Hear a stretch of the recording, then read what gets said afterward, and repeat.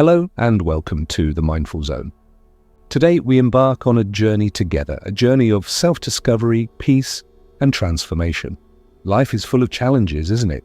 From the everyday stresses of work and relationships to deeper struggles with identity and purpose, it's easy to feel overwhelmed. But what if I told you there are timeless tools that can help you navigate these challenges with grace, clarity and compassion?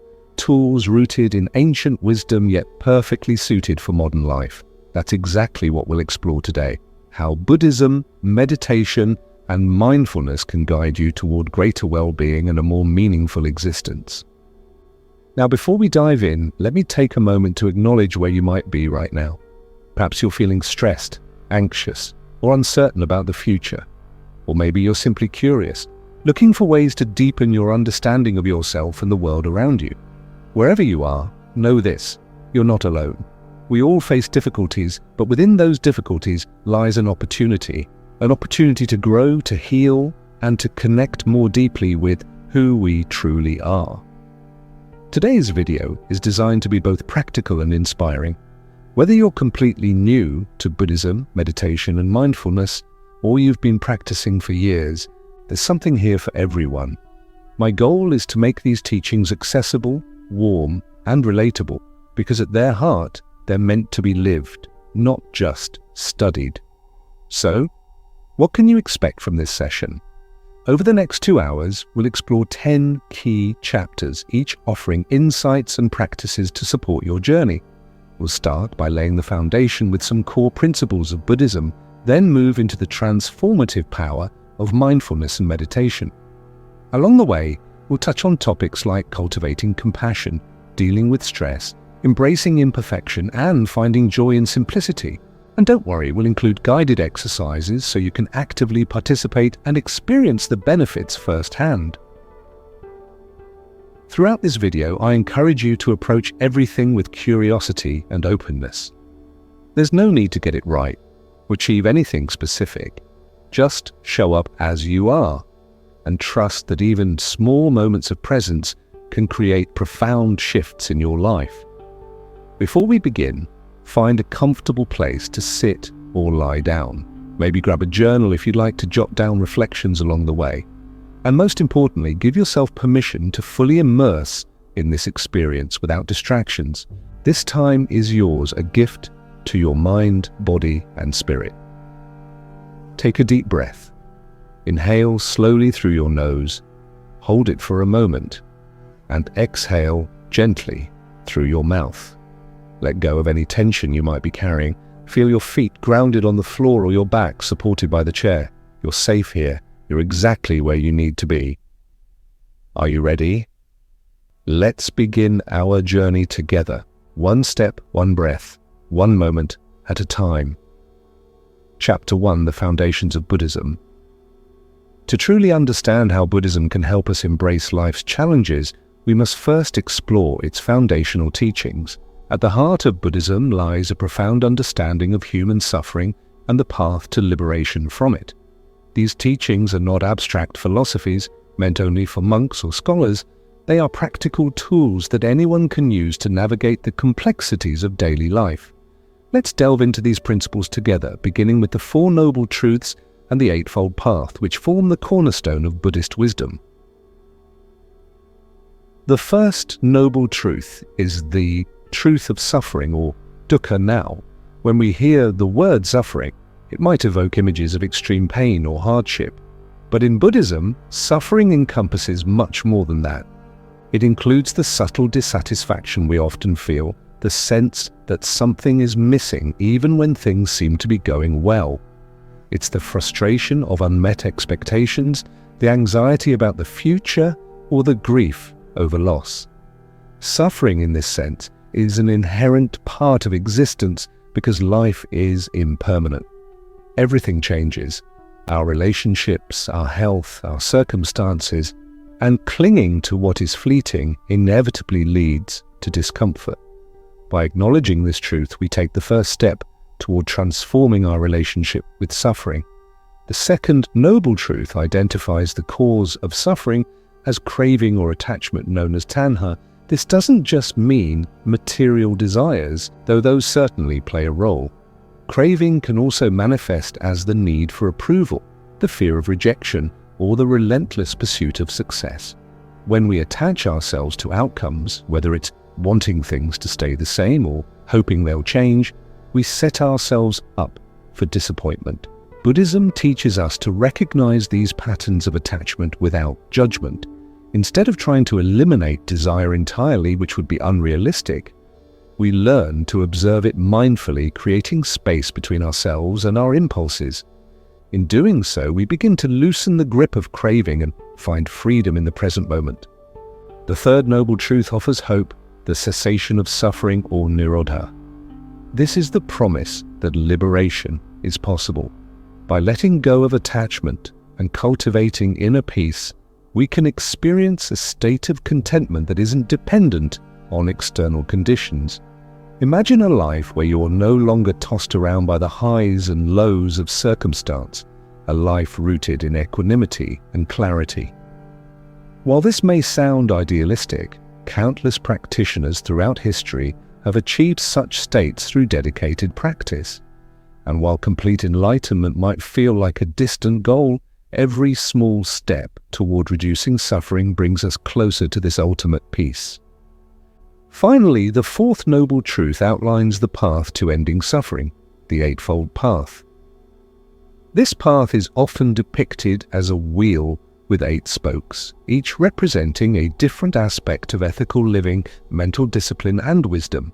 The first 2 aspects, right view and right intention, guide us to see reality clearly and cultivate wholesome motivations. Right speech, right action, and right livelihood emphasize ethical conduct, encouraging us to treat ourselves and others with kindness and integrity. Right effort, right mindfulness, and right concentration focus on developing mental clarity and resilience through meditation and mindful awareness. Together, these practices create a holistic framework for personal transformation. One of the most beautiful aspects of the Eightfold Path is its accessibility. It doesn't require drastic changes overnight. Instead, it invites gradual progress. For example, practicing right speech might mean pausing before speaking to ensure your words are kind and truthful.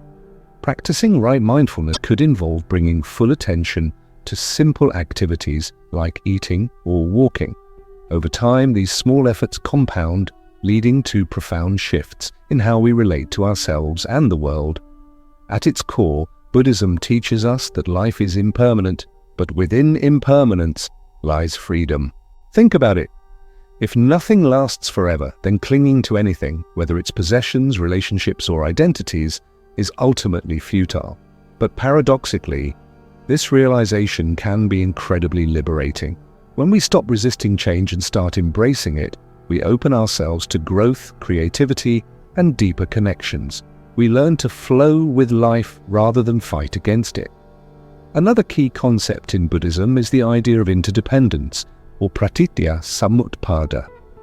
This principle reminds us that everything is interconnected. Our thoughts, actions, and experiences are all part of a vast web of causes and effects. Understanding this interconnectedness fosters compassion, both for ourselves and for others.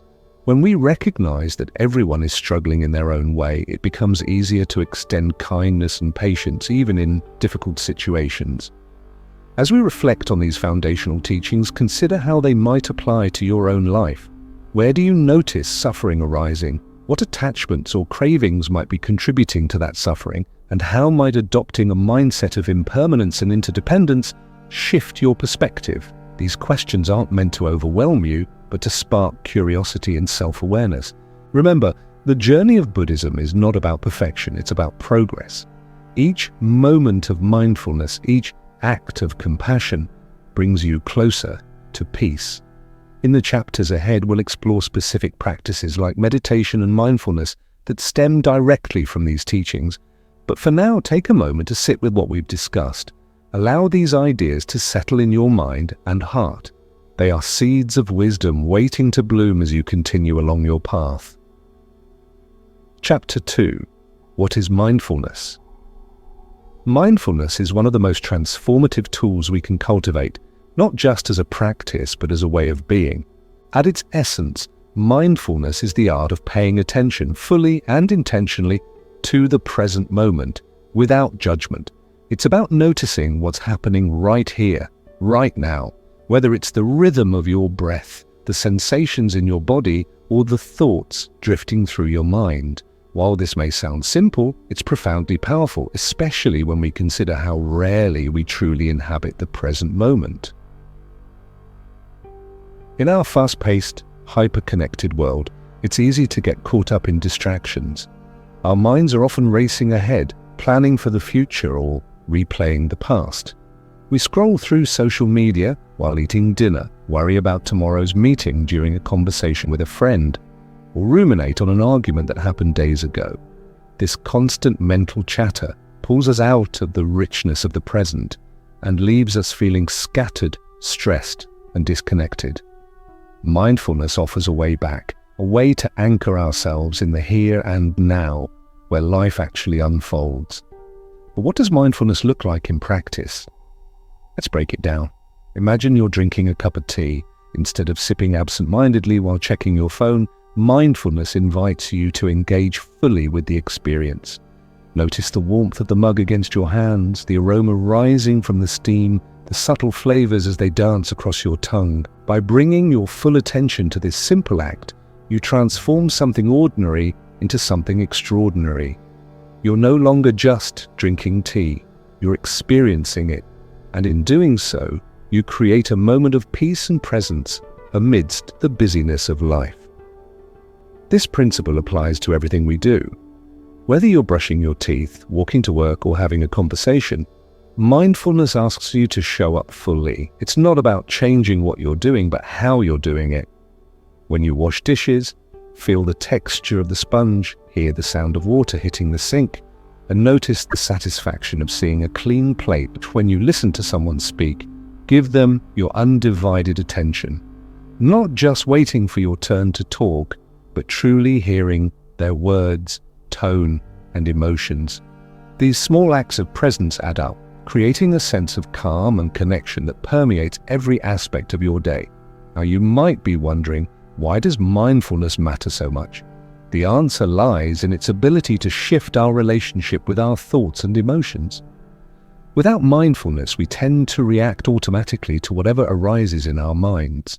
A stressful thought pops up and we spiral into anxiety.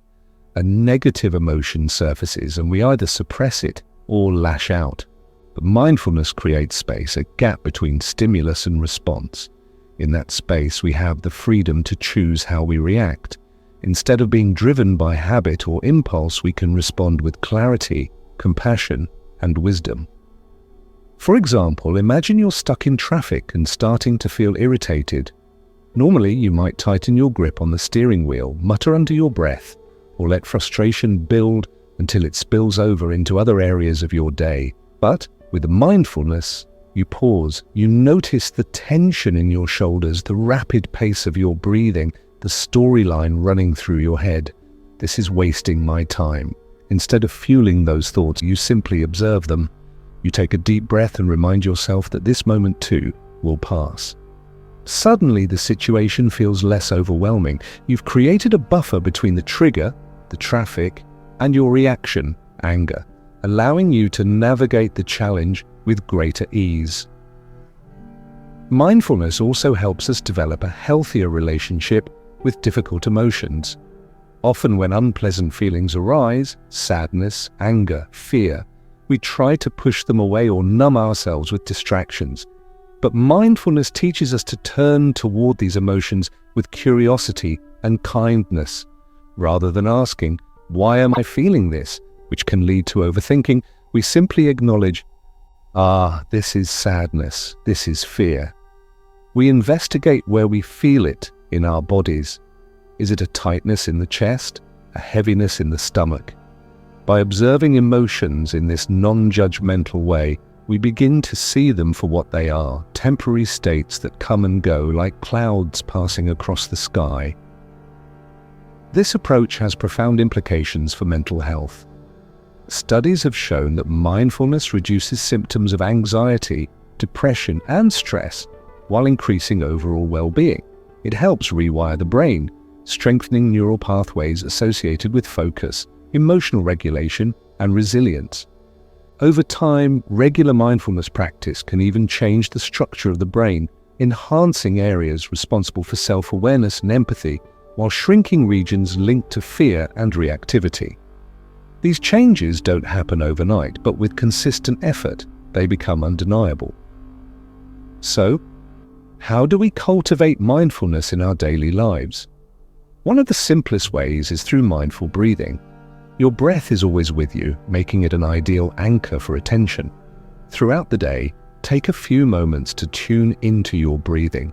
Feel the cool air entering your nostrils, the gentle rise and fall of your abdomen, the steady rhythm of inhale and exhale. Whenever your mind wanders, as it inevitably will, gently bring it back to the breath. There's no need to judge yourself for losing focus. Wandering is part of the process. Each time you return to the breath, you're strengthening your mindfulness muscle. Another powerful technique is the body scan, which involves systematically bringing awareness to different parts of your body. Start at the top of your head and slowly move downward, noticing any sensations along the way. Are your shoulders tense? Is there tingling in your fingertips? Do you feel warmth in your legs? This practice not only grounds you in the present moment, but also fosters a deeper connection with your physical self. It reminds you that your body is not just a vehicle for getting things done, it's a living, breathing expression of your being. Walking meditation is another wonderful way to practice mindfulness. Instead of rushing from point A to point B, slow down and pay attention to each step. Feel the contact of your feet with the ground, the shifting of your weight, the movement of your muscles. If you're outdoors, notice the colors, sounds, and smells around you. Walking meditation transforms a mundane activity into a sacred ritual, reminding you that every step is an opportunity to be present. Of course, mindfulness isn't limited to formal practices like breathing exercises or meditation. It's a lens through which we can view all aspects of life. When you eat, savor each bite. When you listen, truly hear. When you move, do so with intention. The more you infuse mindfulness into your daily routines, the more natural it becomes. It's not about achieving some lofty state of enlightenment. It's about finding beauty and meaning in the ordinary. As we continue exploring Buddhism, meditation, and mindfulness, keep this idea close to your heart. Mindfulness is not something you do, it's something you are. It's a way of showing up for life with openness, curiosity, and care. It doesn't require special equipment, hours of free time, or years of training. All it takes is a willingness to pay attention to yourself, to others, and to the world around you. In the chapters ahead, we'll dive deeper into specific mindfulness practices and how they integrate with meditation and Buddhist teachings. But for now, carry this understanding with you. Mindfulness is a gift you can give yourself in every moment. It's a path to clarity, compassion, and peace. A path that begins with a single breath. Chapter 3: The Power of Meditation. Meditation is one of the most profound gifts we can give ourselves, a sanctuary of stillness in a world that often feels chaotic and overwhelming. It's not just a practice, it's a way of nurturing our minds, bodies, and spirits. Through meditation, we cultivate mindfulness, deepen our self-awareness, and create space for healing and transformation. But what exactly is meditation, and how does it work? Let's explore this ancient practice in depth, uncovering its many layers and benefits. At its core, meditation is about training the mind. Just as a physical exercise strengthens the body, meditation strengthens the mind, enhancing qualities like focus, resilience, and compassion. Think of your mind as a garden. Without care, it can become overrun with weeds, distractions, negative thoughts, and habitual patterns that don't serve you. Meditation acts as the gardener, tending to the soil, pulling out the weeds, and planting seeds of clarity, peace, and wisdom. Over time, these seeds grow into a lush, vibrant landscape that supports your well-being. One of the most common misconceptions about meditation is that it's about stopping thoughts or achieving some kind of blissful emptiness. In reality, meditation isn't about eliminating thoughts, it's about observing them without attachment. Thoughts will arise, that's the nature of the mind, but instead of getting swept away by them, we learn to watch them come and go like clouds drifting across the sky. This ability to step back from our thoughts gives us tremendous freedom. We realize that we are not our thoughts, we are the awareness behind them. And in that realization lies immense power. There are countless forms of meditation, each with its own unique focus and techniques. Some emphasize concentration, such as focusing on the breath, a mantra, or a visual object. Others prioritize insight, encouraging us to investigate the nature of our experience. Still others blend elements of both, creating a holistic approach to inner exploration. Regardless of the method, all meditation shares a common goal: to help us connect more deeply with ourselves and the present moment. Let's begin by exploring one of the simplest and most accessible forms of meditation, breath awareness. In this practice, you sit comfortably, close your eyes, and bring your attention to your breathing. You don't need to control your breath or change it in any way, just notice it. Feel the cool air entering your nostrils, the gentle expansion of your chest or abdomen, the steady rhythm of inhale and exhale. Whenever your mind wanders, as it inevitably will, gently bring your focus back to the breath. There's no need to judge yourself for losing focus. Wandering is part of the process. Each time you return to the breath, you're strengthening your ability to concentrate and remain present. Breath awareness is particularly effective because the breath serves as a bridge between the body and the mind. By anchoring your attention to the breath, you ground yourself in the physical sensations of the present moment, which helps quiet mental chatter. Over time, this practice becomes a refuge, a place you can return to whenever you feel scattered or stressed. Another powerful form of meditation is loving kindness meditation, or metta. This practice involves cultivating feelings of goodwill and compassion toward yourself and others. To begin, sit quietly and repeat phrases like, "May I be happy, may I be healthy, may I be safe, may I live with ease." Once you've directed these wishes toward yourself, extend them outward, to loved ones, acquaintances, strangers, and even those who challenge you. Loving kindness meditation softens the heart, dissolving barriers of anger, resentment, and fear. It reminds us of our shared humanity and fosters a sense of connection and belonging. Body scan meditation offers yet another pathway to presence and relaxation. In this practice, you systematically bring awareness to different parts of your body, starting at the top of your head and moving downward. As you scan each area, notice any sensations: tightness, warmth, tingling, or perhaps nothing at all. The goal isn't to fix or change anything, it's simply to observe. Body scan meditation helps release physical tension, increases bodily awareness, and promotes a sense of wholeness. It's also an excellent way to prepare for sleep or recover from a stressful day.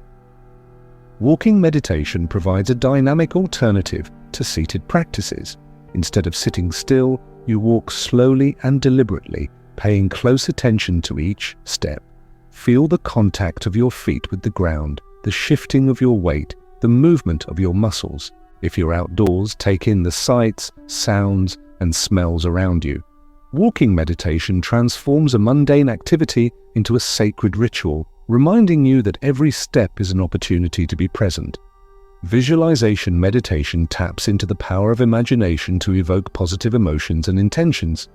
In this practice, you picture a scene, image, or outcome that inspires you. For example, you might visualize yourself surrounded by light, radiating calm and confidence.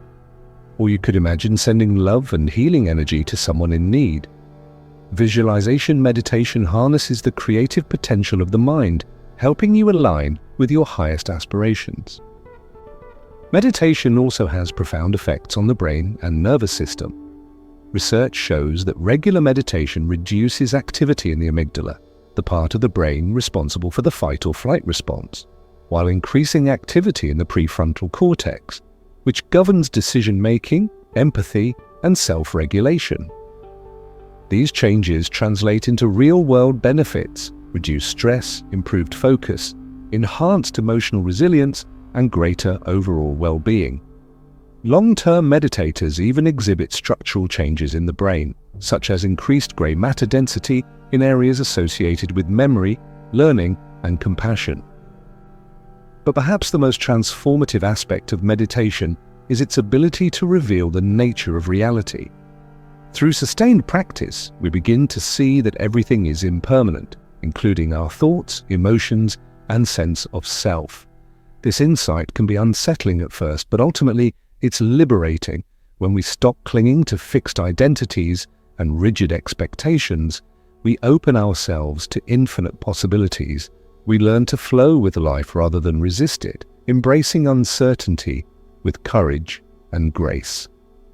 Of course, meditation isn't always easy. Like any skill, it requires patience, discipline, and consistency. In the beginning, it's normal to feel restless, frustrated, or skeptical. Doubts may creep in. Am I doing this right? Is anything actually happening? These questions are natural, but they shouldn't deter you. Progress in meditation isn't always obvious. It unfolds gradually, often in subtle ways. One day you might notice that you're less reactive in stressful situations. Another day, you might find yourself feeling unexpectedly calm or joyful. These small shifts are signs that the practice is working, even if you can't see the bigger picture yet. To establish a meditation practice, start small. 5 minutes a day is enough to build momentum. Choose a time and place where you won't be disturbed and commit to showing up consistently. Use guided meditations if you need support, or experiment with different techniques until you find what resonates with you. Remember, there's no right or wrong way to meditate.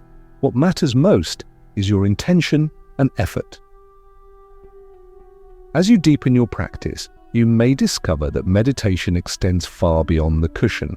Its principles, presence, awareness, compassion begin to infuse every aspect of your life. You'll find yourself responding to challenges with greater clarity and patience. You'll notice beauty and wonder in moments you once overlooked. And you'll develop a deeper understanding of who you are, not as a collection of labels and roles, but as pure awareness, vast and unchanging. In Buddhism, meditation is seen as a path to awakening, a journey toward recognizing your true nature and realizing the interconnectedness of all things. While this ultimate goal may seem distant, every moment of meditation brings you closer to it. Each breath, each thought, each sensation is a step along the way. So, as we move forward in this exploration of Buddhism, mindfulness, and meditation, carry this truth with you. Meditation is not just a tool, it's a gateway. It opens doors to new ways of seeing, being, and relating. It invites you to embrace life fully with all its joys and sorrows, knowing that within every moment lies the potential for growth and transformation. And now let's continue our journey together, bringing the lessons of meditation into the chapters ahead. Chapter 4: Cultivating Compassion. Compassion is one of the most beautiful and transformative qualities we can cultivate, not just for others, but also for ourselves. In Buddhism, compassion is not seen as an optional virtue. It is considered essential to living a meaningful and fulfilling life. It is the thread that connects us to each other and to the world around us, reminding us of our shared humanity. But what exactly is compassion, and how can we nurture it in our daily lives? Let us explore this profound concept together, diving deep into its roots, its practices, and its power to heal both individuals and communities. At its core, compassion is the ability to recognize suffering, whether it's our own or someone else's, and respond with kindness, care, and understanding. It's not just about feeling empathy, though empathy is certainly part of it. Empathy allows us to resonate with another person's pain, but compassion takes it a step further. It moves us to action, to alleviate suffering wherever possible, even if that action is as simple as offering a listening ear or a comforting presence. Compassion bridges the gap between awareness and response, turning insight into love in motion. In Buddhism, compassion is closely tied to two key qualities: karuna and metta. Karuna is often translated as compassion itself, the heartfelt wish to relieve the suffering of others. Metta, or loving kindness, is the intention of goodwill and the absence of ill will. These two principles work together to open the heart and dissolve barriers. When we cultivate them, we learn to see others not as separate from us, but as part of the same human experience, sharing the same joys and sorrows, the same dreams and fears. This practice begins within. Before we can extend genuine compassion to others, we must first learn to offer it to ourselves. Self-compassion is not self-pity or indulgence. It's the simple act of treating ourselves with the same understanding and care that we would offer a close friend.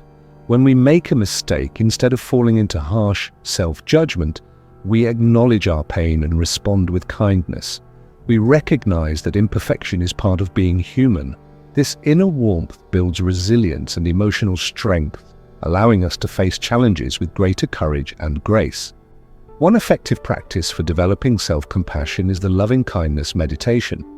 Begin by sitting quietly and repeating gentle phrases toward yourself, such as, "May I be safe, may I be happy, may I be healthy, may I live with ease." Allow these words to wash over you like a soothing balm. At first, this might feel unfamiliar or even uncomfortable, especially if you're used to being critical of yourself. But over time, these phrases can begin to rewire your inner dialogue, replacing harshness with warmth and acceptance. Once self-compassion has been cultivated, we extend this practice outward. We begin with loved ones, those for whom compassion arises naturally. Then we broaden the circle to include neutral people, those we see often but may not know well. Eventually, we include difficult individuals, those who may have hurt us or who challenge our patience. This progression is not easy. It requires bravery and persistence, but the rewards are immense. Each act of extending compassion breaks down the illusion of separateness, bringing us closer to a state of universal love. Scientific research has shown that compassion is not only emotionally beneficial, but also physically transformative. Regular compassion practice has been linked to lower stress levels, improved immune function, and enhanced emotional resilience. It activates areas of the brain associated with empathy and caregiving, fostering a deeper sense of connection and meaning. In short, compassion is not just a noble ideal, it's a practical path to well-being. But compassion also calls us to act beyond our immediate circles. In a world facing so many crises, social injustice, environmental degradation, and widespread suffering, compassion becomes a moral imperative. Buddhist teacher Thich Nhat Hanh spoke often about engaged Buddhism, the application of Buddhist principles in social, political, and environmental activism. Compassion in this sense is not passive. It's not simply feeling sorry for someone. It's showing up, speaking out, and doing what we can to alleviate suffering in real, tangible ways. Of course, cultivating compassion doesn't mean becoming overwhelmed by the world's pain. There's a difference between compassion and compassion fatigue. The key lies in balance, knowing when to engage and when to rest, when to help and when to replenish ourselves. Compassion must include boundaries, or else it risks turning into burnout. True compassion includes wisdom, the understanding that to sustainably care for others, we must also care for ourselves. Another important aspect of compassion is the practice of forgiveness. Holding on to resentment or anger can harden the heart and prevent compassion from flourishing. Forgiveness does not mean condoning harmful behavior or forgetting the pain caused. Rather, it means releasing the burden of hatred and choosing peace over vengeance. It is a gift we give not only to others, but to ourselves. When we forgive, we free ourselves from the chains of bitterness and open the door to healing. In the context of daily life, compassion can be expressed in countless small ways. A kind word, a thoughtful gesture, a moment of presence. It's in how we treat the cashier at the grocery store, the stranger on the street, the colleague having a rough day. Compassion is not reserved for grand acts of heroism. It lives in the ordinary, in the choice to see others with gentle eyes and respond with a soft heart. To cultivate compassion, start with awareness. Notice when someone is struggling. Pause before reacting harshly. Ask yourself, what would kindness do in this moment? Practice gratitude, which naturally expands the heart. Reflect on your shared humanity with those around you. Even a few seconds of compassionate thought can plant the seeds of transformation. In many Buddhist traditions, compassion is considered one wing of the bird, with wisdom as the other. One cannot fly without the other. Compassion without wisdom may lead to naivety, while wisdom without compassion can become cold or indifferent. Together, they create balance, guiding us toward a life of depth and integrity. So as we continue on this journey, remember that cultivating compassion is both an inner and outer practice. It's about tending to the wounds within and reaching out to heal the world around us. It's about seeing ourselves and others through the lens of love, even when it's difficult, especially when it's difficult, because those are the moments when compassion is most needed and most transformative. In the chapters to come, we'll explore how compassion intertwines with awareness, imperfection, joy, and emotional resilience. But for now, carry this with you.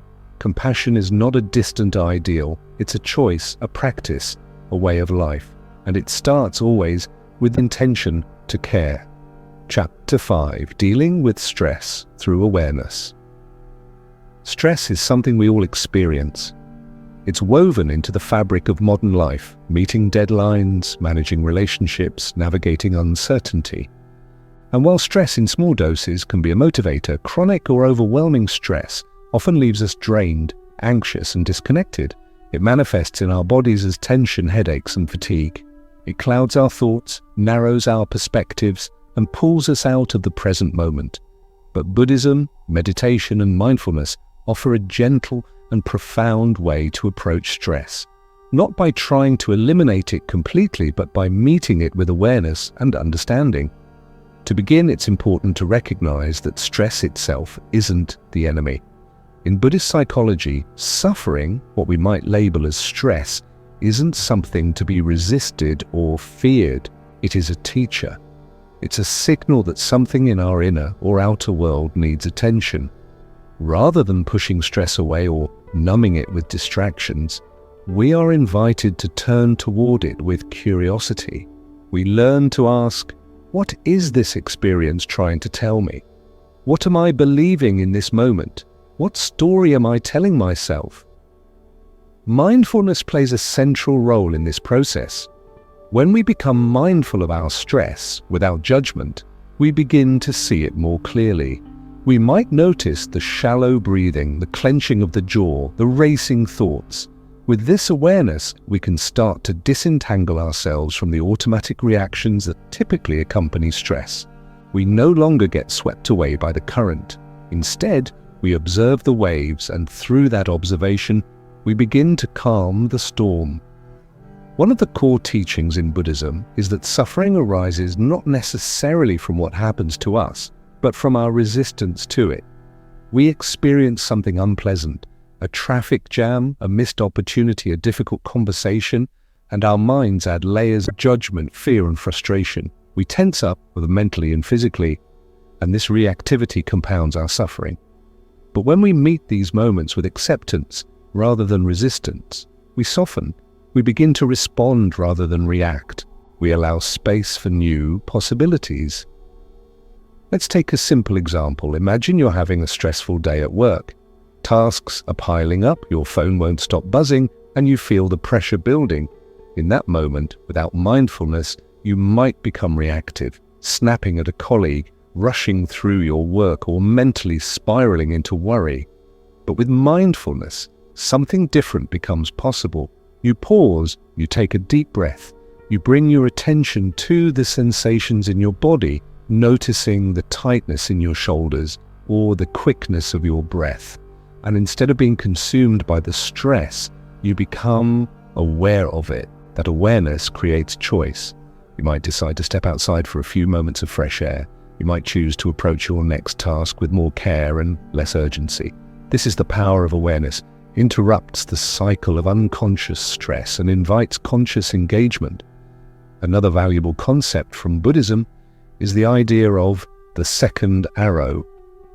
The first arrow is the event itself, the traffic jam, the criticism, the unexpected challenge. These are often unavoidable, But the second arrow is our reaction to that event, the internal narrative that says, "This always happens to me," or "I can't handle this," or "I'm not good enough."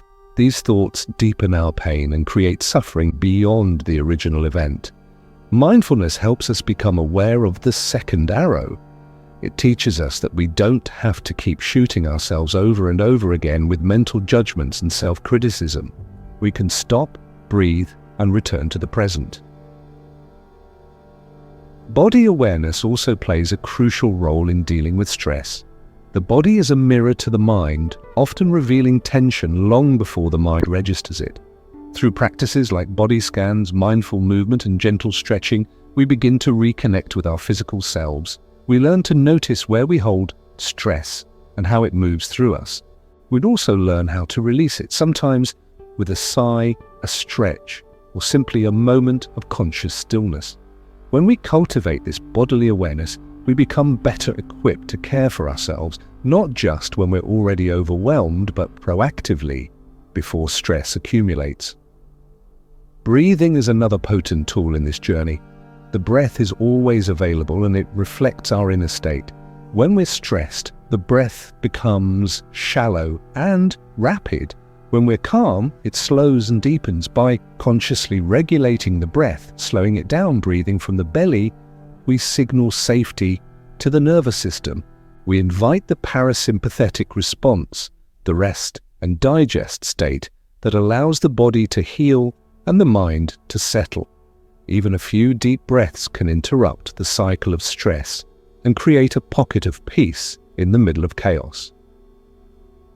But beyond techniques, awareness encourages a shift in our overall relationship to stress.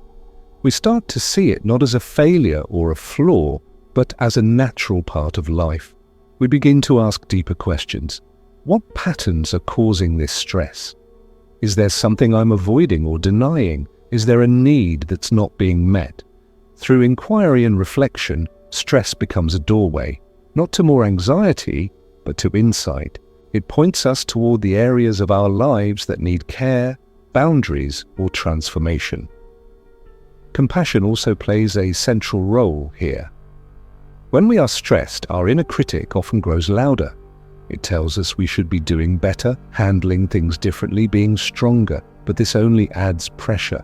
What if instead we responded to our stress with compassion? What if we placed our hand over our heart and said, "This is hard and I'm doing my best"? What if we treated ourselves with the same tenderness we would offer a friend in need? This kind of self-compassion doesn't make stress disappear, but it changes the environment in which it's held, and it brings warmth to the coldness of struggle. It soothes the rawness of challenge. Mindfulness also invites us to reevaluate our lives from a broader perspective. Are we overcommitted? Are we chasing goals that don't align with our values? Are we surrounding ourselves with situations or people that drain our energy? These questions are not easy, but they are necessary. Sometimes, stress is a signal that something in our life needs to shift. Mindful awareness helps us recognize these signals and respond with intention rather than avoidance. Finally, we remember that awareness doesn't mean perfection. It doesn't mean we'll never feel stressed again. Rather, it means we develop the inner capacity to meet stress with greater grace and understanding. We become less reactive and more responsive, less caught up in our thoughts and more grounded in the present. Over time, we find that stress no longer dominates us.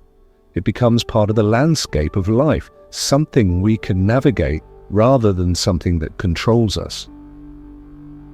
In this way, dealing with stress through awareness becomes not just a coping mechanism, but a path of transformation. It leads us back to ourselves, more present, more connected, and more alive. And in that return, we discover a truth that has always been waiting for us, that peace is not the absence of stress, but the ability to meet life's waves with steadiness and compassion. Chapter 6. Living with Imperfection. Imperfection is something most of us spend our lives trying to avoid, hide, or fix. From a young age, we are taught to strive for excellence, to perform, to polish our image, to appear put together at all times. Mistakes are frowned upon, flaws are masked, vulnerabilities are tucked away behind curated smiles and filtered photos. Yet within the teachings of Buddhism and mindfulness lies a radical and beautiful truth. Perfection is not the goal of the spiritual path. Instead, it is in imperfection that our true nature is revealed. It is in our brokenness that we often discover our greatest strength, our deepest humanity, and our most authentic self. One of the most profound metaphors for this teaching comes from the art of kintsugi, the Japanese practice of mending broken pottery with gold. Instead of hiding the cracks, kintsugi highlights them, filling them with precious metal and honoring them as part of the object's unique history. The result is not a ruined piece made passable, but something more beautiful than it was before it broke. The breaks do not diminish its value, they enhance it. Likewise, our personal cracks, our mistakes, our heartbreaks, our struggles can become the very lines that shape our wisdom, our resilience, and our compassion. In Buddhism, the understanding of impermanence and the acceptance of suffering both point toward this deeper embrace of imperfection. The first noble truth acknowledges that suffering exists in all lives. The second and third noble truths explain that suffering arises from clinging and that liberation is possible. But central to all these teachings is the recognition that life is not a straight path, not a perfect trajectory, and not free from discomfort. To live is to stumble, to fall, and to rise again, sometimes slowly, sometimes clumsily, always honestly. Living with imperfection begins with the willingness to be vulnerable. Vulnerability is often misunderstood as weakness, but it is actually the doorway to connection, authenticity, and courage. When we allow ourselves to be seen as we truly are, we give others permission to do the same. We stop pretending and start relating. We realize that the facade of perfection isolates us, while the shared experience of imperfection unites us. This is where compassion grows, not in the shiny moments of success, but in the quiet, messy places of being human. In the practice of mindfulness, we learn to meet each moment without judgment. This includes the moments when we falter, when we say the wrong thing, when we fail to meet our own expectations. Rather than berating ourselves or trying to push those experiences away, we pause, we breathe, and we turn inward with curiosity. What happened here? What can I learn from this? How can I respond with kindness, even now? Self-compassion is a key part of this process. Instead of being our harshest critics, we become our own allies. We recognize that everyone makes mistakes, that failure is part of growth, and that we are worthy of love not in spite of our imperfections, but because of them. In fact, our imperfections often make us more relatable, more empathetic, and more deeply human. When we stop striving for perfection, something powerful happens. We begin to live more fully, we take more risks, we speak more honestly, we connect more deeply. We realize that the beauty of life is not in its flawlessness, but in its richness, in the laughter and the tears, the triumphs and the heartbreak, the whole glorious range of experience. Mindfulness helps us to be present with it all, to lean in rather than turn away. Consider how much time and energy is spent trying to control life, trying to ensure that everything goes according to plan, that nothing breaks or falls apart. And yet, how often do those plans actually unfold exactly as we hoped? Life is inherently uncertain. And while that can feel terrifying, it also holds a liberating truth. If control is an illusion, then we are free to stop striving for it. We are free to engage with life as it is, not as we think it should be. Letting go of perfection also helps us be more forgiving of others. When we accept that we too are fallible, we naturally extend that understanding to the people around us. We stop holding them to impossible standards, and instead, we meet them with empathy. We see their struggles not as personal offenses, but as reflections of their own human journey. This shift deepens our relationships and allows real intimacy to flourish. In the Zen tradition, there is a phrase, "No mud, no lotus." The lotus flower, which blooms so purely, grows only from the thickest mud. Likewise, our greatest growth often arises from our darkest moments. It is when things fall apart that we are forced to look inward, to ask the difficult questions, and to awaken to truths we may have ignored. Rather than being ashamed of these periods, we can honor them as sacred. They are the soil in which transformation takes root. The spiritual journey then is not a climb toward flawlessness, but a spiral path that deepens with every misstep and return. Each time we forget ourselves and then remember, each time we fall and choose to stand again, we grow in wisdom and strength. This is how resilience is built, not in avoiding hardship, but in meeting it with presence, with softness, and with courage. Even our spiritual practice itself will be imperfect. There will be days when meditation feels impossible, when mindfulness slips through our fingers, when compassion seems out of reach. This is normal. It is part of the path. The goal is not to practice perfectly, but to return to the practice again and again, with patience, humility, and an open heart. Living with imperfection means embracing the fullness of who we are, not just the parts we like or are proud of, but also the parts we hide, fear, or reject. It means welcoming the whole self into the light of awareness without shame. In doing so, we begin to heal, not by becoming perfect, but by becoming whole. In the end, imperfection is not a flaw to be corrected, but a feature to be honored. It is through the cracks that the light enters. It is through the messiness that we touch our humanity. And it is through the acceptance of this truth that we find peace, not the peace of a perfect life, but the deep, abiding peace of a life lived with honesty, presence, and love. As we carry this understanding forward, may we let go of the exhausting pursuit of perfection. May we soften into the truth of our experience. And may we walk this path not as perfect beings, but as open-hearted humans, embracing the beauty of our imperfection one moment at a time. Chapter 7.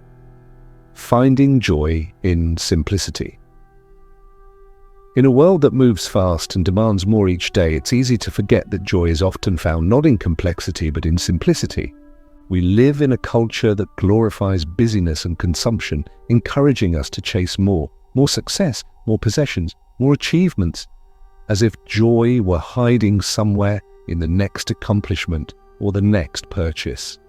But as the teachings of Buddhism and mindfulness reveal, the kind of joy that truly nourishes us, the joy that brings peace and contentment, arises not from accumulation, but from appreciation.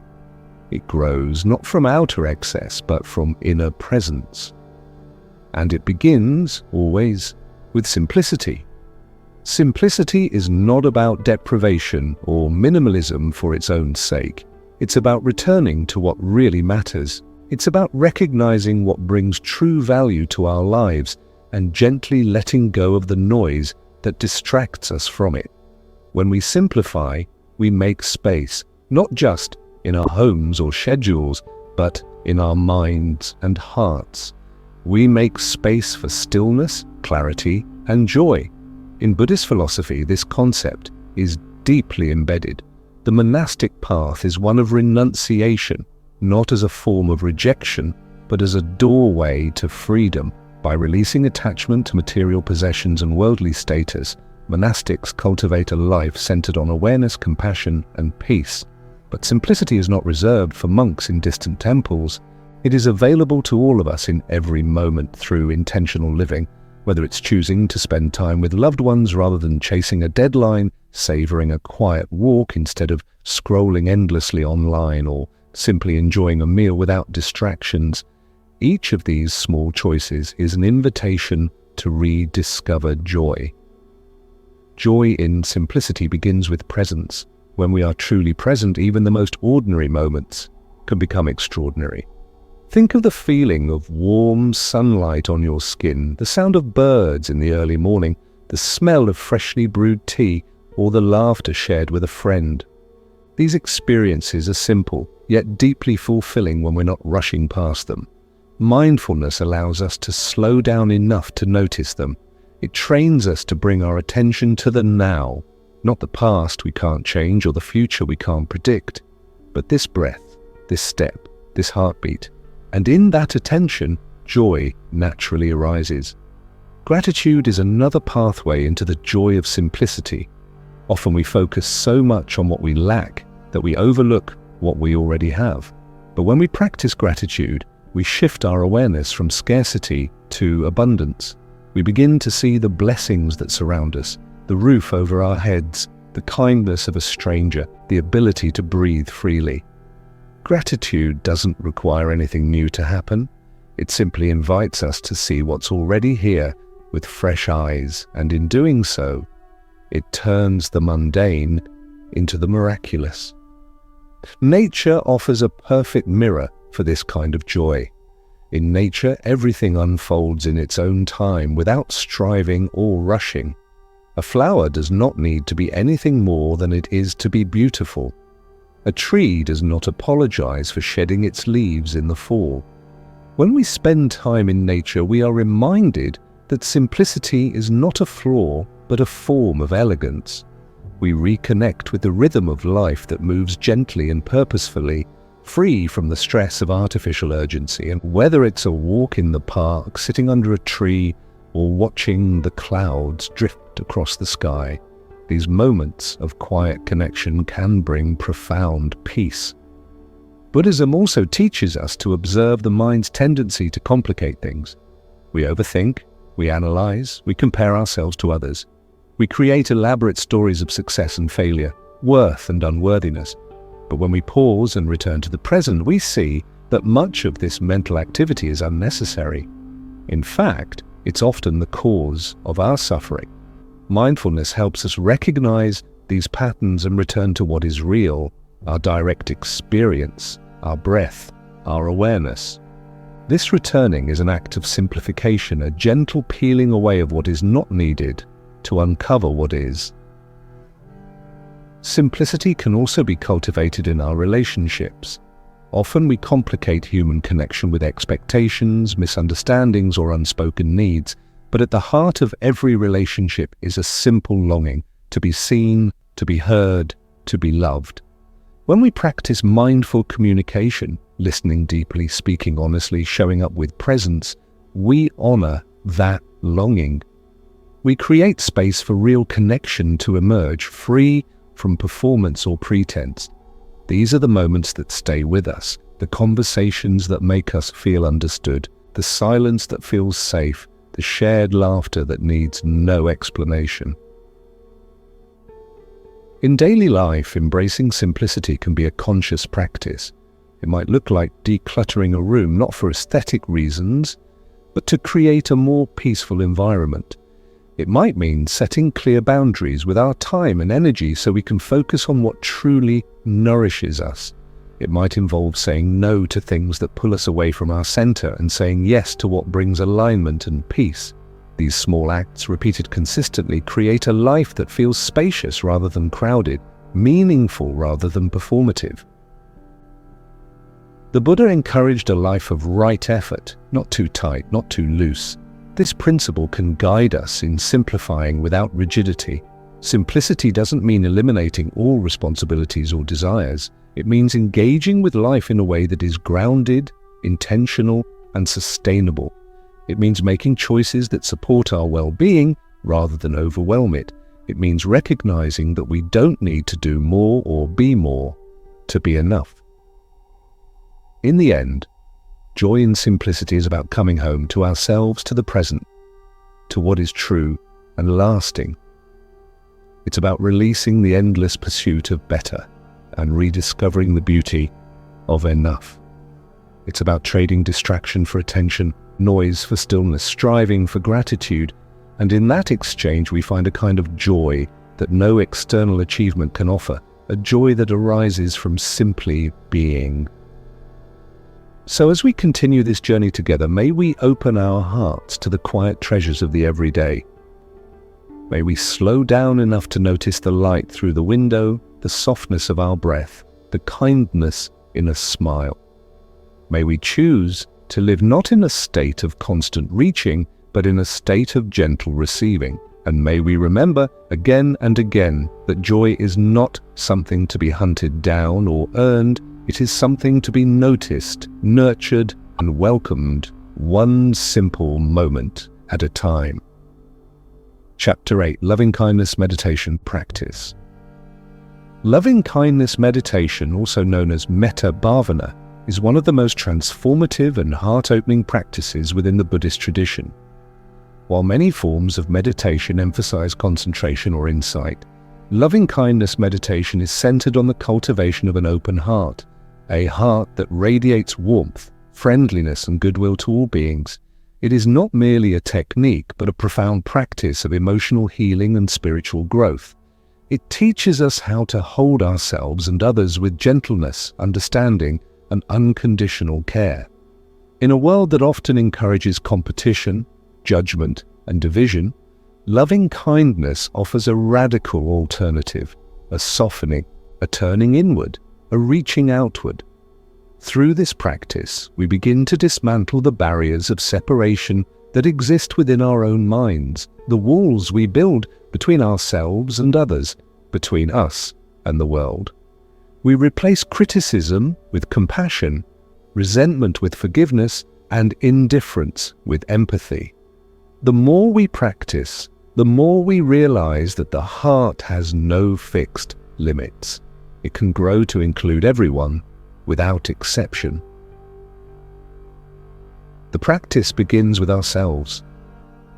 Often this is the most difficult place to start.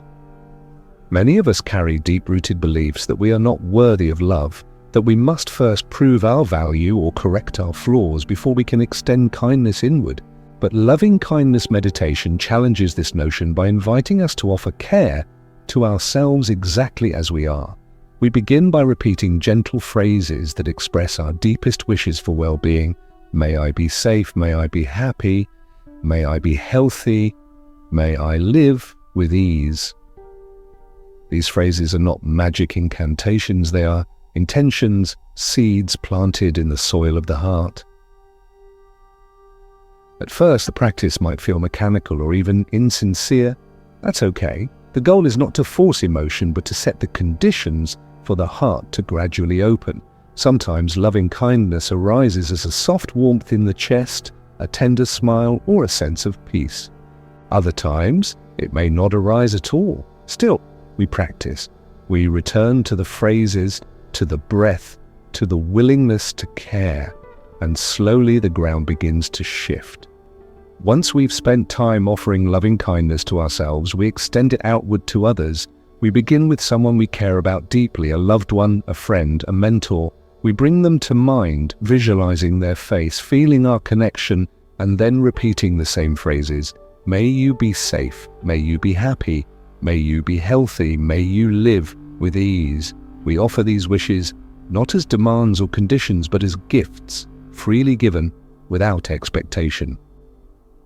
After this, we move on to a neutral person, someone we don't know well but encounter in our daily lives. This might be a neighbor, a cashier, or someone we pass on our commute. Even if we know little about them, we include them in the circle of care. May you be safe, may you be happy, may you be healthy, may you live with ease. In doing so, we begin to dissolve the artificial boundary between us and them.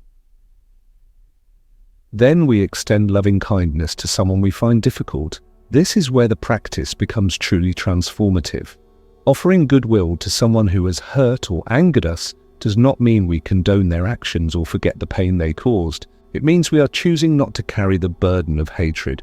We are choosing to liberate ourselves from the grip of anger and resentment. We recognize that even those who cause harm are themselves suffering, confused, or lost. By offering loving kindness to them, we affirm our own freedom. Finally, we expand the circle to include all beings everywhere, people and animals near and far, known and unknown. We offer wishes of safety, happiness, health, and ease to the whole web of life. In this expansive stage, the heart becomes boundless. We recognize that we are all interconnected, all seeking peace, all worthy of love.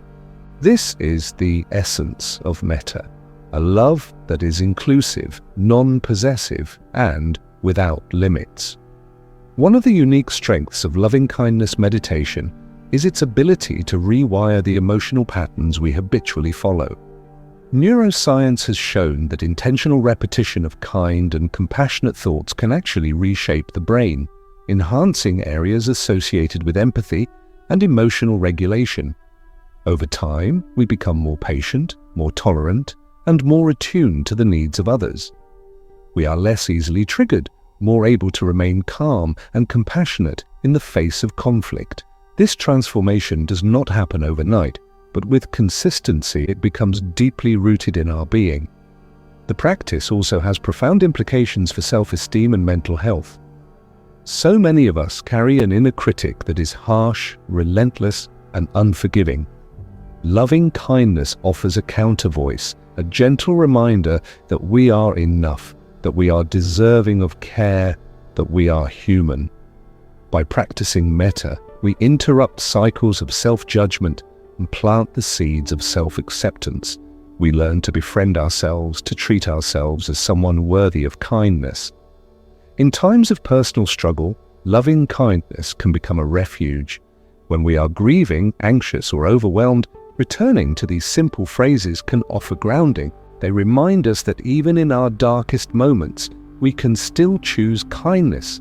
Even when we cannot control what is happening around us, we can control how we relate to ourselves and others. Loving kindness also enhances our relationships. When we practice regularly, we start to see people differently. We notice their struggles, their humanity, their efforts. We become less reactive and more understanding. We start to offer kindness not just in formal meditation, but in everyday actions, in the way we listen, the way we speak, the way we show up. Our presence becomes a source of comfort and care. This practice is especially powerful when shared in community. Group loving-kindness meditations can create a field of warmth and support that is deeply healing. Even practicing silently among others can foster a sense of connection and unity. In a world where so many people feel isolated and unseen, this shared field of goodwill can be a powerful force for healing and hope.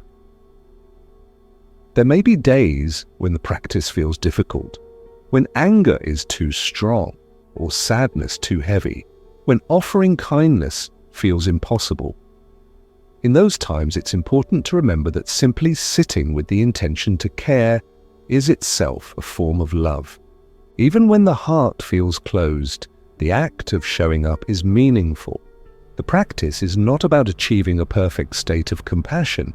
It's about nourishing the soil in which compassion can grow. As you incorporate loving-kindness meditation into your life, consider weaving it into your routine in small ways. Begin or end your day with a few quiet moments of metta. Repeat the phrases silently when waiting in line, walking through the park, or lying in bed. Write them down in a journal or speak them aloud. Let the practice become part of your breath, your thoughts, your daily rhythm. Over time, you may notice subtle shifts, a softening of judgment, a quiet joy in giving, a deeper sense of connection with the world around you. These shifts are signs that the practice is taking root. Loving kindness is not always loud or dramatic. Often it whispers gently, healing in ways we may not immediately see but deeply feel. In the heart of this practice lies a powerful truth, that love is not something we need to earn, but something we can choose. It is not limited by circumstances, nor diminished by imperfection. It is a resource within us, renewable, expansive, and profoundly healing. So may you be safe, may you be happy, may you be healthy, may you live with ease, may you carry this intention in your heart, share it with the world around you, and return to it whenever you need to remember that love is always, always available. Chapter 9. Facing difficult emotions with courage. To be human is to feel joy, sorrow, anger, fear, love, despair. These emotions color the experience of our lives. Some we welcome eagerly, others we resist with all our strength. And yet, whether we want them or not, emotions are always present, flowing like weather across the landscape of our minds and hearts. In Buddhist teaching and mindfulness practice, emotions are not obstacles to be avoided, nor are they signs of weakness or failure. Rather, they are messengers. They reveal where we are, what we care about, and where we might grow, especially the difficult ones. Facing difficult emotions with courage is a path of awakening, a path that asks us to turn inward, to listen deeply, and to embrace what we most want to avoid. Often we are taught to fear or suppress our emotions. We learn to hide our tears, mask our anger, smile through our pain. We label emotions as good or bad, acceptable or shameful. But this suppression does not free us, it traps us. Pushed beneath the surface, emotions do not disappear. They linger in the body, distort our perceptions, and leak out in unskillful ways. We may lash out in anger, numb ourselves with distractions, or withdraw in fear. What we resist persists. What we refuse to feel, we continue to carry.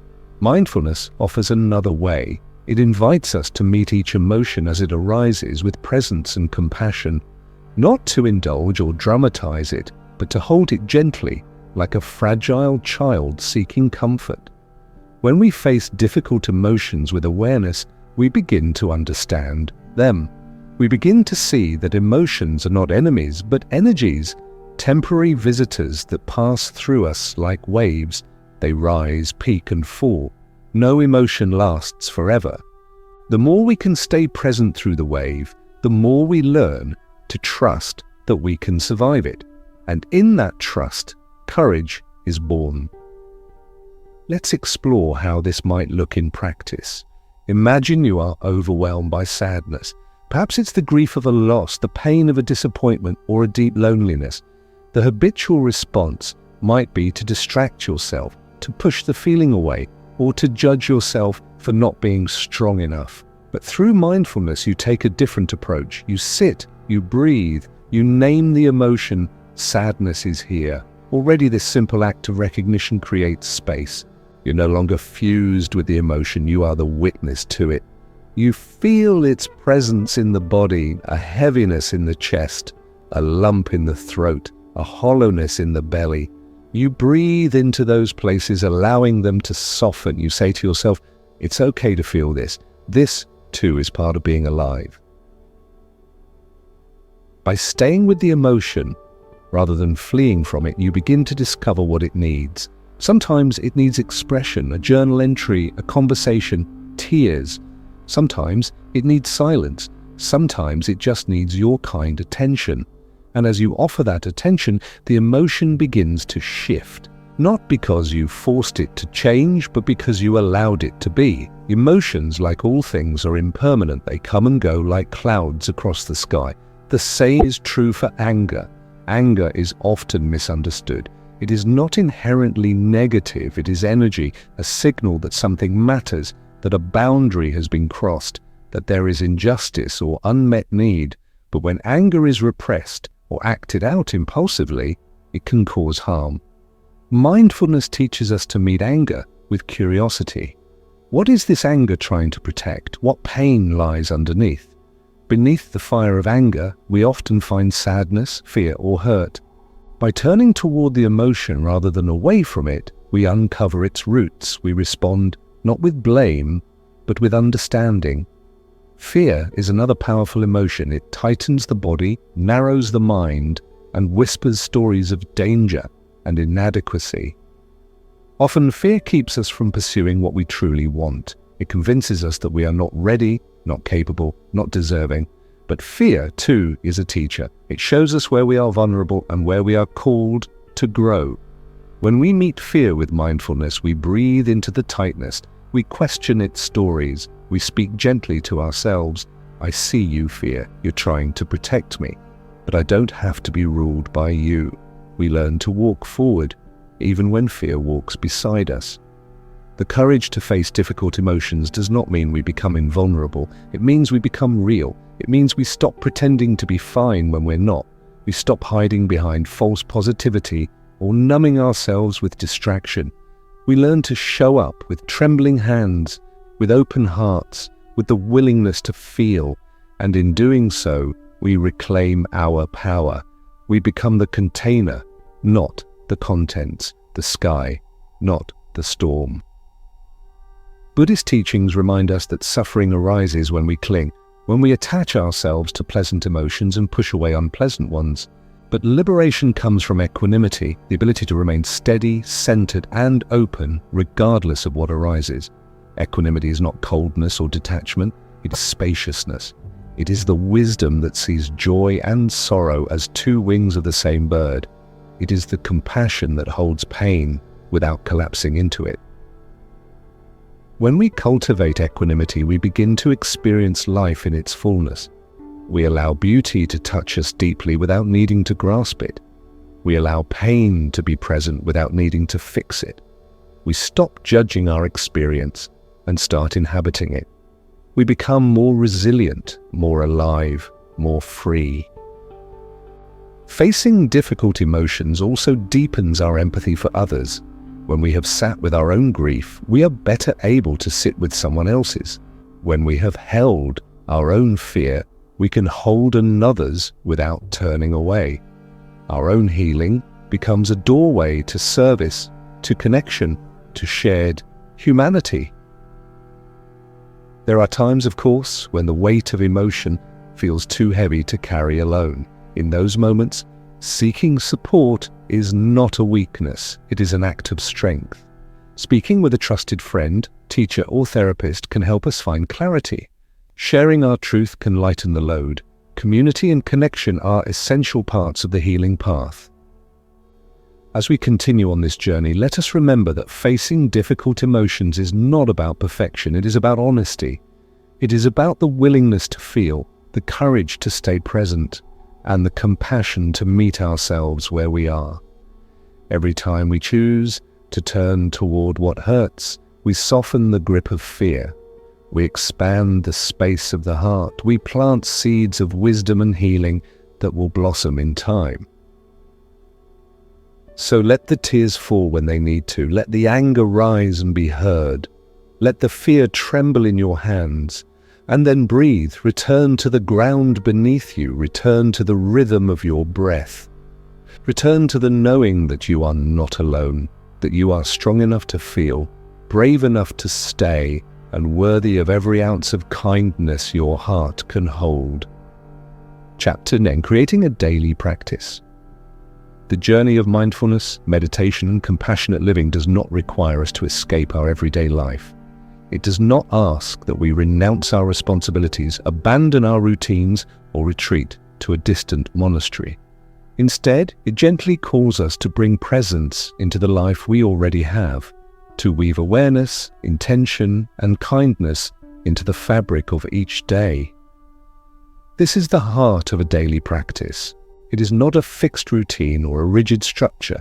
Rather, it is a living commitment, a sacred promise to return to ourselves again and again through the simplicity of daily acts. Creating a daily practice is one of the most transformative ways to deepen our connection to mindfulness and Buddhist teachings. Why? Because the mind, like any muscle, grows stronger with regular use. Just as physical fitness requires consistency, mental and emotional clarity are cultivated over time through repeated practice. A few moments each day can create ripples that affect your entire life. A single breath taken in full awareness, a brief pause to reflect before reacting, a short period of meditation in the morning. These small actions accumulate, forming the bedrock of a more centered and meaningful life. The key to building a sustainable daily practice is to start where you are. There is no perfect way to begin, only the willingness to begin. You might start with 5 minutes of silent sitting in the morning, simply observing the breath. You might light a candle at the end of your workday as a symbol of transition and presence. You might write 3 things you're grateful for before going to sleep.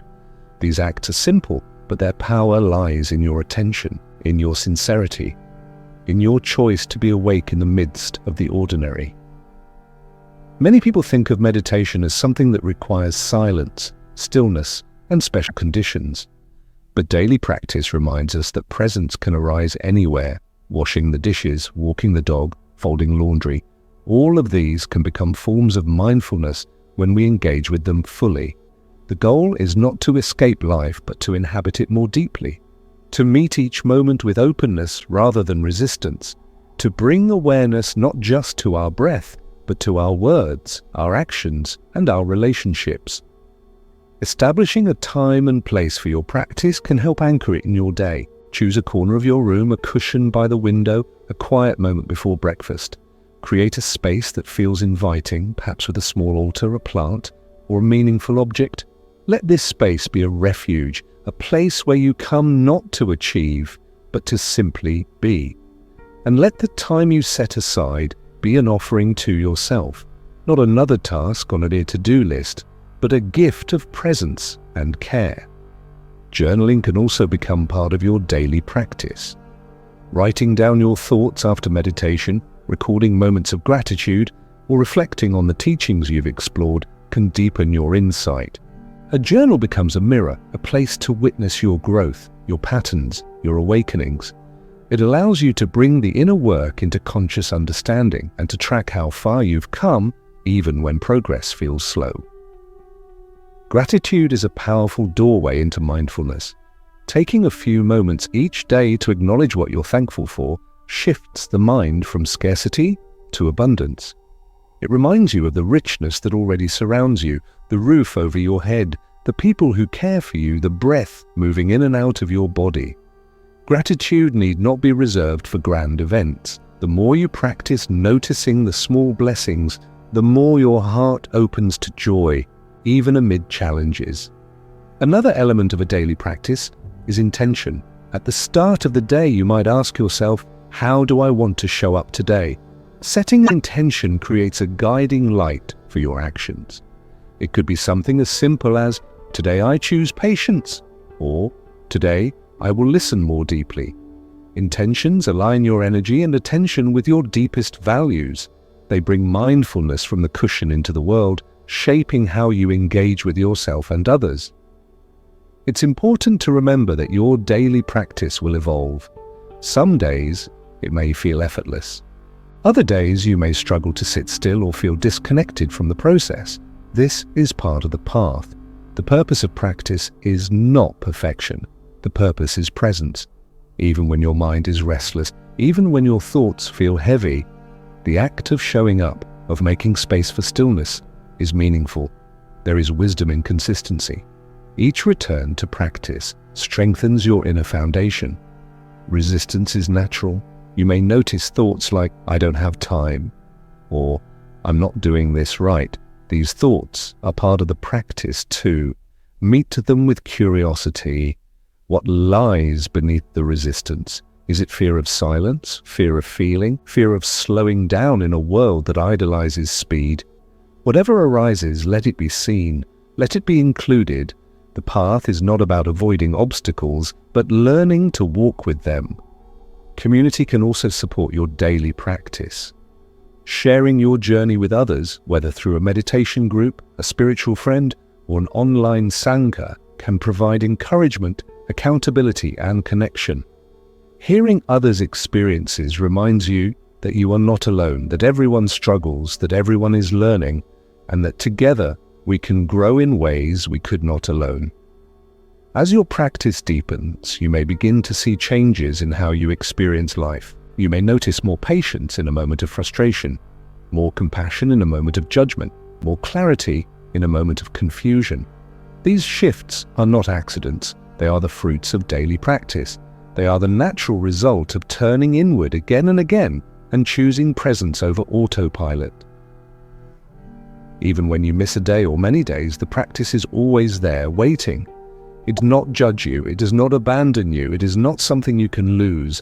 It is simply the act of returning to yourself, of remembering who you are beneath the noise and demands of the world, of reconnecting with the breath, the heart, the stillness that is always available. In the rhythm of daily life, there are endless invitations to practice. Waking up in the morning, you can begin with gratitude. In a conversation, you can pause and truly listen. While walking, you can feel your feet touch the ground. Before sleep, you can reflect on the day with kindness, forgiving yourself and others. These moments, when strung together, form a life lived in awareness, a life of presence, compassion, and depth. So let your daily practice be something you look forward to. Let it be simple, flexible, and alive. Let it reflect your uniqueness and grow with your need. You do not need to follow anyone else's path exactly. The most important thing is that you walk your own with sincerity, with care, and with an open heart. And as you continue, remember this: the practice is not separate from life. It is life. It is the way you wake up, the way you respond, the way you love. It is the quiet courage to begin again each day with mindfulness and compassion. And in that beginning, over and over, you become the presence you seek. And now, we come to the close of our journey together. Over these past chapters, we've explored the profound, gentle wisdom of Buddhism, the transformative power of meditation, and the everyday miracle of mindfulness. We've touched the heart of compassion, walked beside fear and sadness, and discovered how even in life's challenges, we can return to the calm, steady center within us. Whether this was your first step into this world of inner peace or a deepening of a path you've already begun, I want to honor you for taking this time, for choosing to pause, to listen, and to be present with yourself. So often in the busyness of modern life, we're encouraged to rush through everything, to push forward, to do more, to always be improving, fixing, striving. But here, in this shared space, we've done something different. We've practiced simply being. We've breathed together, reflected together. We've opened the door to a new way of relating to ourselves, to others, and to the world around us. This is no small thing. This is powerful, quiet, and deeply human work. As you carry this experience forward into your daily life, remember that everything you need is already within you. The peace you seek is not somewhere far away. It's in your breath, in your presence, in the choices you make, moment to moment. The challenges will still come as they always do, but now you have tools, you have insights, you have practices that can support you through stillness, through compassion, through presence. Let yourself return to these teachings as often as you need. Let meditation become your sanctuary. Let mindfulness become the thread that weaves through your everyday actions. Let compassion be the language your heart speaks, not perfectly, not all at once, but gradually, gently, with kindness. Even on the days when it feels difficult, even when your mind is noisy or your heart feels heavy, the path is still beneath your feet. You haven't lost your way. Just take a breath, come back to this moment, this breath, this body, this life. That's where your strength lives, not in perfection, but in the willingness to begin again. If this journey has moved something in you, if you've found even a moment of peace, a spark of insight, or a feeling of belonging, I invite you to keep exploring, keep deepening, and most importantly, keep practicing. Growth does not happen in leaps and bounds. It happens in the quiet moments of return, one breath at a time.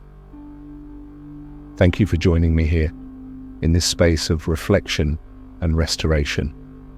Thank you for choosing presence in a world that so often pulls us away from ourselves. You are part of something beautiful, a growing wave of people choosing to live more mindfully, more gently, more awake. May you continue walking your path with courage. May your days be filled with awareness and kindness. May you find peace not in the absence of struggle, but in the grace of meeting life just as it is. And may your heart remain open to the wonder that lives in every moment. Until we meet again, may you walk gently upon this earth, and may each step be a step toward home.